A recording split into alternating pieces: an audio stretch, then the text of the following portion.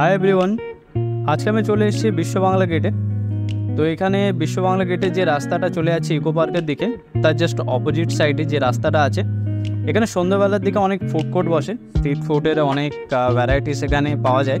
যেমন এখানে চাউমিন তৈরি হচ্ছে, এগরোল পাওয়া যায়, সাথে এদিকে মোমোসের অনেকগুলো দোকান আছে, কাবাব, তারপর ফিশ ফ্রাই, ফিশ ফিঙ্গার, অনেক রকমের স্ট্রিট ফুড এখানে পাওয়া যায় সন্ধ্যেবেলা।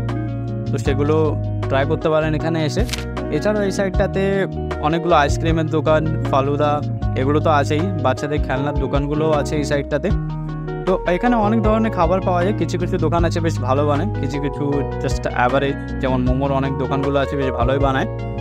আর এই মুহূর্তে আমরা আছি জাস্ট বিশ্ব বাংলা যে গেটটা আছে তার নিচটাতে। তো নিচ থেকে বিশ্ব বাংলা গেটটাকে দেখতে বেশ দারুণ লাগে। এর আগে দুটো এন্ট্রি পথ ছিল, যেটা এখন চেঞ্জ হয়ে গেছে। সামনে যে আছে এন্ট্রি পথটা, সেটা এখন আপাতত বন্ধ থাকে। যে সাইডটাতে আমি দাঁড়িয়ে আছি এটা এখন অপারেট হয়। সামনে যে রাস্তাটা আছে, রাস্তার বাঁ সাইডে যেটা আছে, যেটা চলে যাচ্ছে, এটা সোজা চলে যাচ্ছে বিশ্ব বাংলা থেকে ইকো পার্কের দিকে। ওদিক থেকে চিনার পার্ক, বারাসাত সোজা চলে যাচ্ছে। আর রাইট সাইডে যে রাস্তাটা আছে ওই দিক থেকে ফেরার রাস্তা।